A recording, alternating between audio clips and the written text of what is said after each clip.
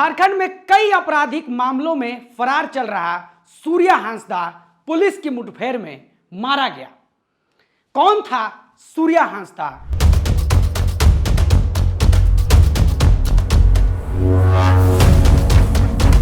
तो पता चला कि जो सूर्या हांसदा है इसको मृत पाया गया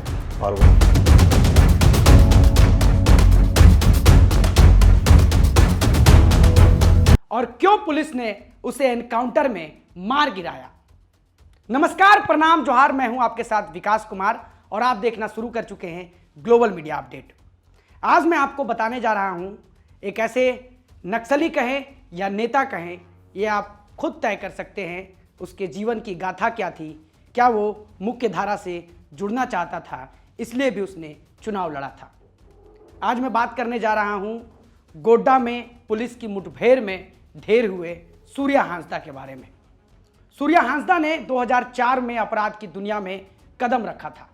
2004 के बाद सूर्या हांसदा ने गोड्डा और साहिबगंज जिले के सीमावर्ती इलाकों में आतंक का माहौल पैदा कर दिया, जिसके बाद वहां काम करने वाले ट्रांसपोर्टिंग कंपनी की बात करें या व्यवसायियों की बात करें या आम जनता की बात करें, सभी त्राहिमाम थे। पुलिस के रडार पर 2008 में वो चढ़ा था। उस समय के गोड्डा के तत्कालीन एसपी ने उसके ऊपर कार्रवाई की थी और उसके घर पर कुर्की जब्ती भी की थी। 25 से अधिक मामले इस सूर्या हांसदा के ऊपर में दर्ज थे, लेकिन साथ में जुड़ा था तो एक नेता का टैग। पहले 2009 में, उसके बाद 2014 में चुनाव लड़ चुका है। चुनाव में इसे हार मिली थी और इसका जो मुख्य धारा से जुड़ने का प्लान था वो फेल। समय समय पर अपने क्षेत्र में आदिवासियों के बातों को लेकर के भी मुखर रहता था। इस एनकाउंटर से हर वो व्यक्ति विचलित है और परेशान है कि कोई चुनाव लड़ने वाला व्यक्ति कैसे नक्सली हो सकता है। तो मैं आपको बता दूं कि आपने देखा होगा कि जो कुंदन पहान थे, जो नक्सली थे, वो भी जेल के अंदर से चुनाव लड़े थे। हालांकि बाद में वो चुनाव हार गए और उनको जो है कोर्ट के तरफ से ये परमिशन दी गई थी कि वो जेल में रहते हुए भी चुनाव लड़ सकते हैं।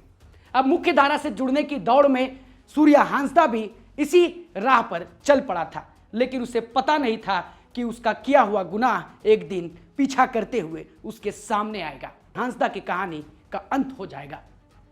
पत्नी सुशीला मुर्मू का कहना है कि विजय हांसदा काफी दिनों से टाइफाइड की बीमारी से जूझ रहा था।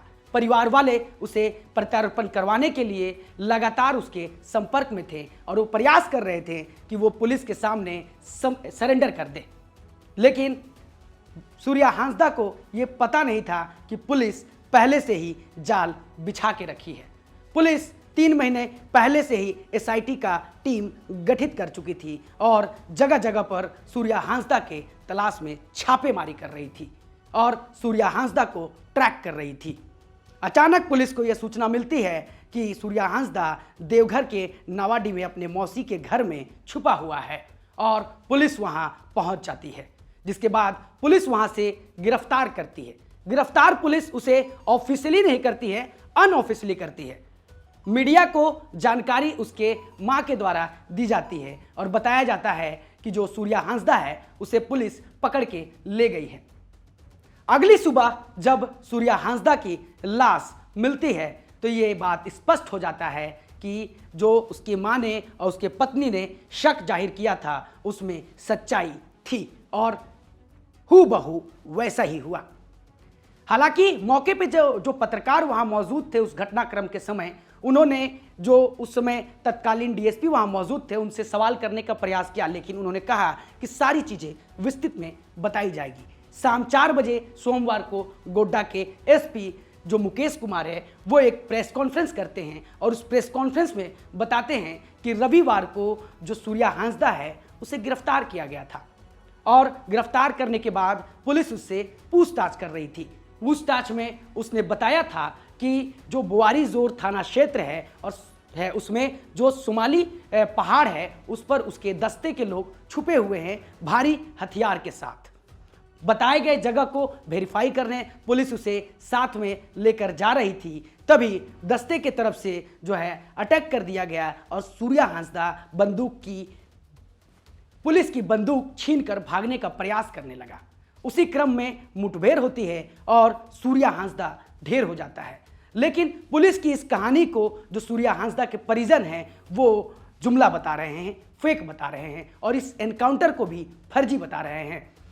जो सूर्या हांसदा है, सूर्या हांसदा की मां और पत्नी का कहना है कि पुलिस ने पहले से ही जाल बिछा के रखा था और सारी चीज़ें पहले से ही तय थी कि सूर्या हांसदा को पकड़ने के बाद छोड़ना नहीं है और उसे न्यायिक हिरासत में ना भेज करके उसे सीधे ऊपर वाले के पास भेज देना है। परिजनों ने पोस्टमार्टम के बाद शव भी लेने से इनकार कर दिया। परिजनों का कहना था कि जो सूर्या हांसदा है काफ़ी दिनों से बीमार चल रहा था और पुलिस की दबिश की वजह से वो बचने का प्रयास कर रहा था ताकि स्वास्थ्य में कोई सुधार हो जाए और वो पुलिस के सामने प्रत्यारोपण कर दे।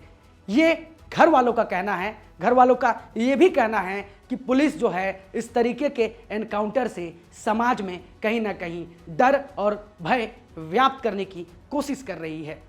2 बार चुनाव लड़ चुका व्यक्ति कैसे अपराधी बन गया, अब ये सवाल है कि झारखंड में क्यों एक युवा अपराधी बन जाता है, नक्सली बन जाता है। सवाल उठते रहेंगे और कार्रवाई इस तरीके की पुलिस की होती रहेगी, क्योंकि देखिए गलत रास्ता आपको अंधकार की ओर लेके जाता है, लेकिन अगर आप कठिनाइयों से लड़ते हुए अगर सही मार्ग पर चलते हैं तो हो सकता है कि आपको थोड़ी परेशानी हो, लेकिन रास्ता आपके लिए अनंत काल के लिए खुला रहेगा और आप समाज में रह सकते हैं। तो बुराई का रास्ता हमें अंधकार की ओर ले जाता है। इसी बात के साथ इस वीडियो को मैं समाप्त करता हूं। फिलहाल इस वीडियो पर आप अपनी प्रतिक्रिया क्या रखते हैं हमें कमेंट बॉक्स में कमेंट करके ज़रूर अपनी राय बताएं। तब तक के लिए नमस्कार, जोहार।